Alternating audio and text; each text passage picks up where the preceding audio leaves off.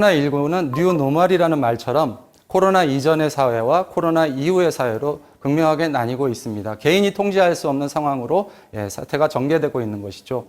이런 코로나로 인한 많은 변화 속에서 우리는 언택트 문화가 일상화되고 있습니다. 비대면 접촉 방식의 교육, 영화, 유통, 직장 콘서트 등 우리가 흔히 요즘 최근에 나온 신조어처럼 홈코노미, 홈 루덴스 같은 문화가 우리 주변에 자리 잡고 있습니다.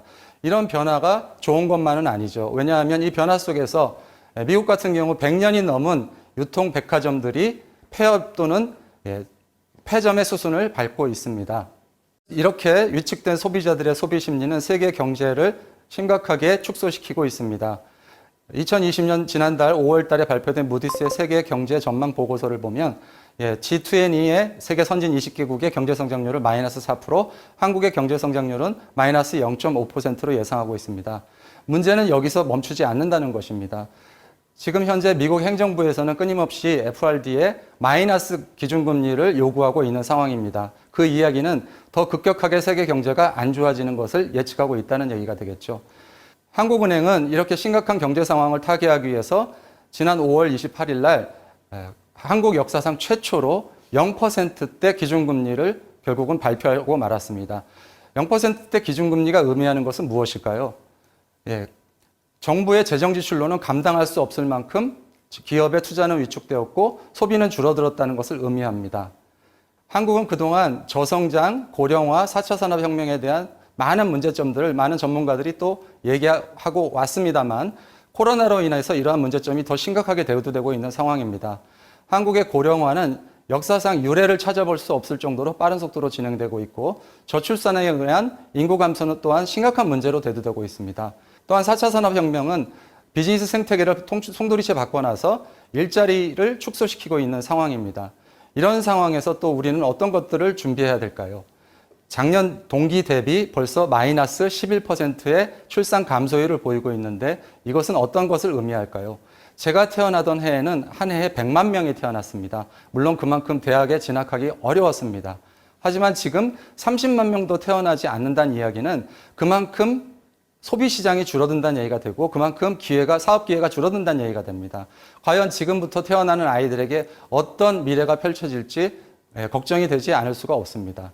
한국의 인구 감소의 문제는 속도가 너무 지나치다는 데 있습니다. 급격한 인구 감소로 인해서 충분히 준비할 수 있는 시간이 없다라는 데 문제가 있는 것입니다. 2018년 말 기준으로 한국의 65세 이상 전체 노인 인구는 765만 명입니다.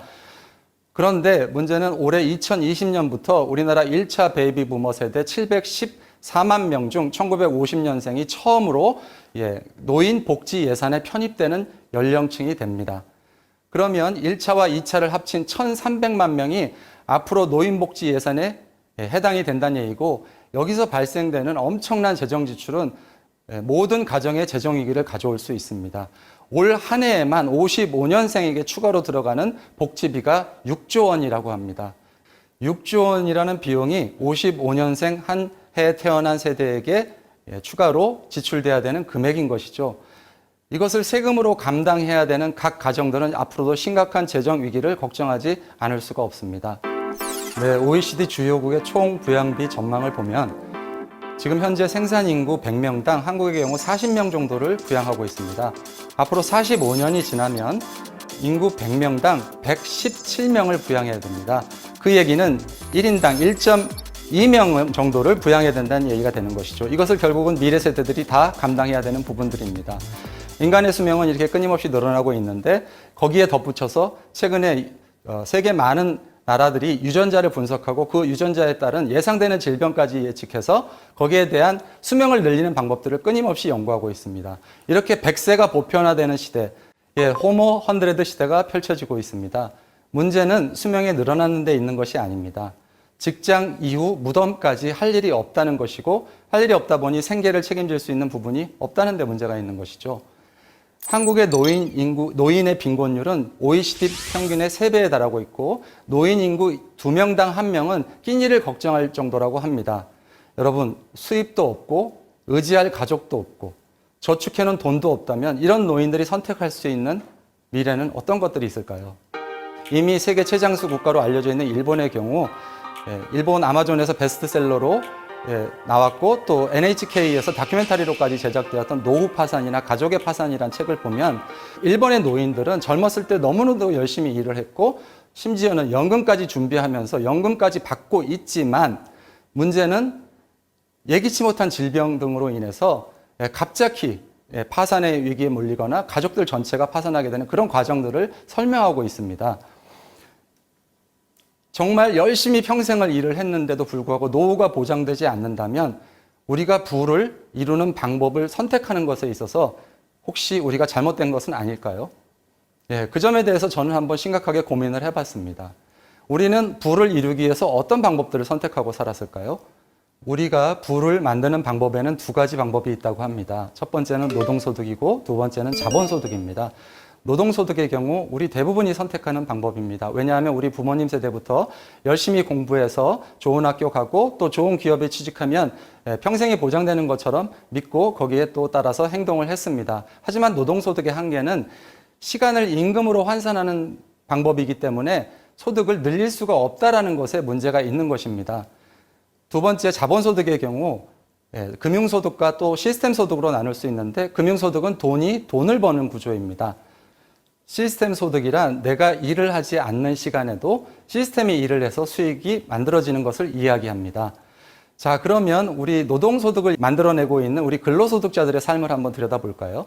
2015년 기준으로 근로소득자 상위 30%의 평균 연봉이 3,775만 원이라고 합니다.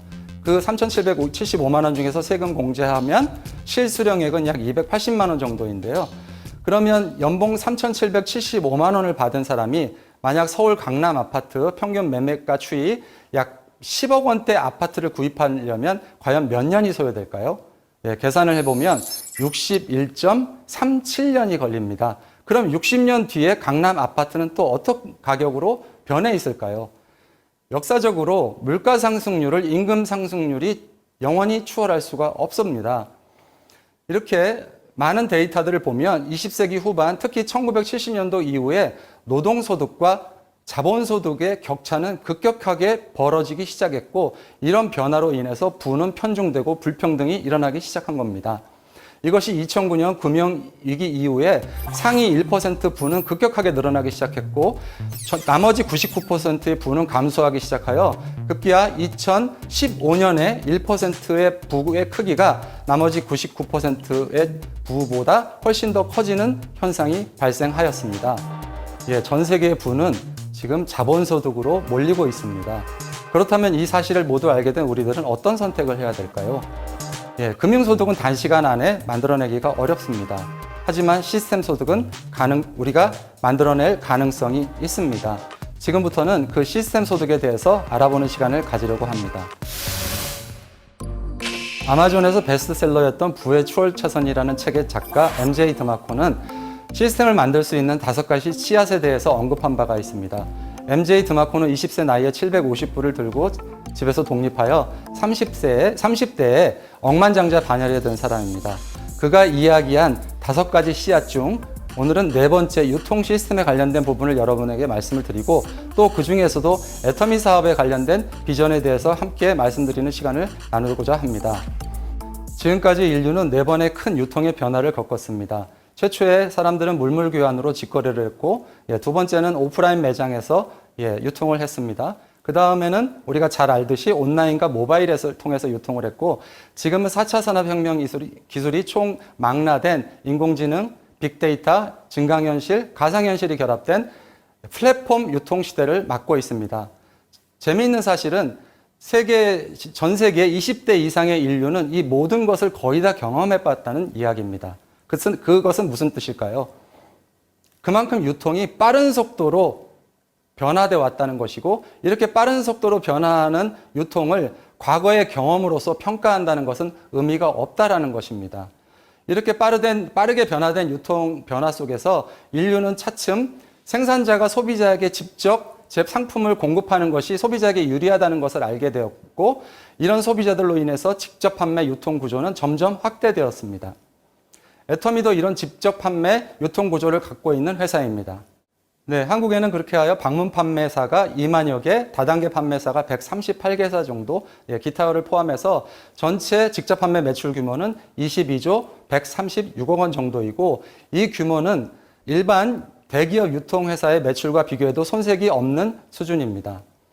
또한 소비자의 피해를 보상할 수 있는 공제조합에 가입되어 있는 사업자 수는 138개에 달하고, 이 138개사의 매출은 2018년 기준으로 5조 2,208억 원을 달성하였습니다. 2008년에 2조 1,956억과 비교하여 지속적인 매출 규모가 성장하고 있다는 것을 우리는 알 수 있었습니다. 이렇게 전 세계적으로 직접 판매 시장 규모는 약 232조 원에 달하고 있는데, 한국은 중국, 미국에 이어서 세계 3위의 시장을 자랑하고 있습니다.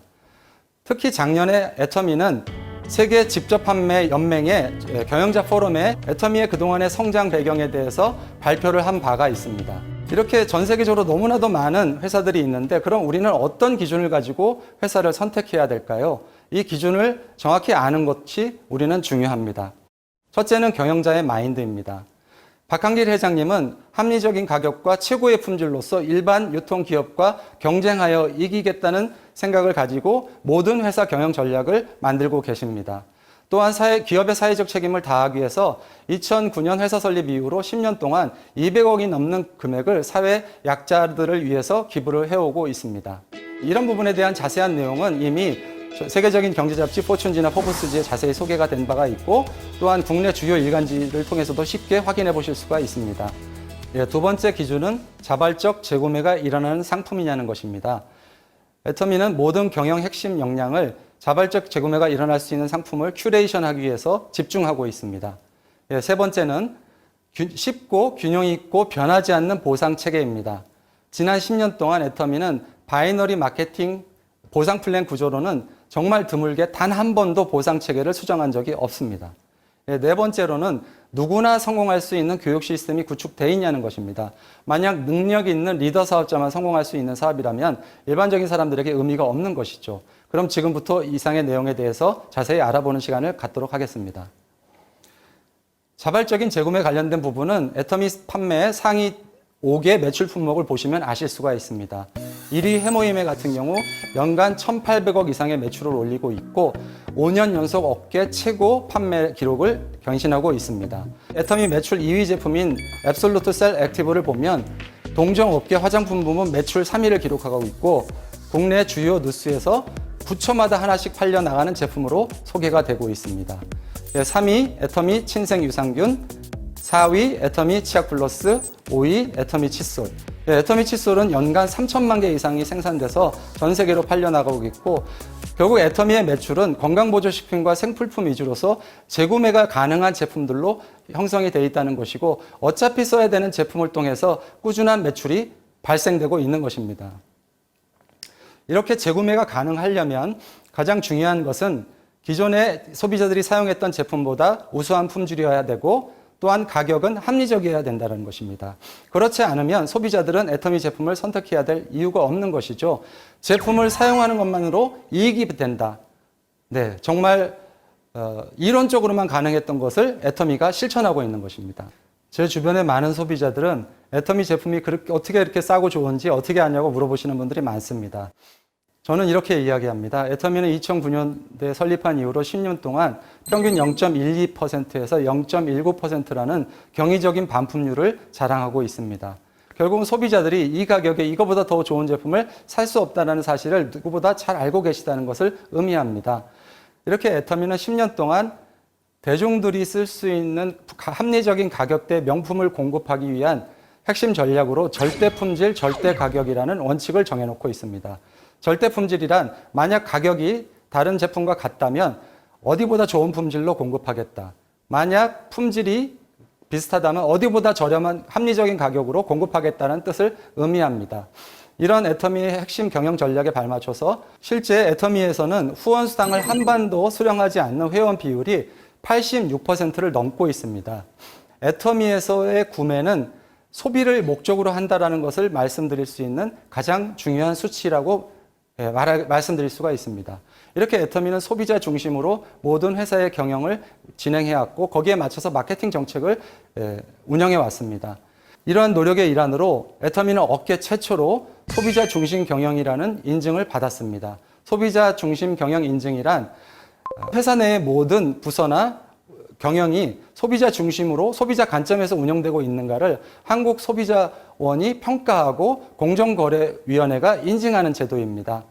여러분, 공정거래위원회 사이트 들어가셔서 CCM을 쳐보시면 여기에 이런 글이 나옵니다. 상품을 구입하시기 전에 CCM 인증 마크를 꼭 확인하세요.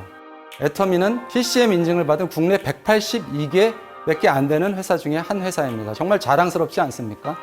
이런 애터미의 가치를 인정한 전 세계 회원들은 빠른 속도로 늘어나서 2019년 말에 600만 명이라는 회원을 확보하게 되었습니다.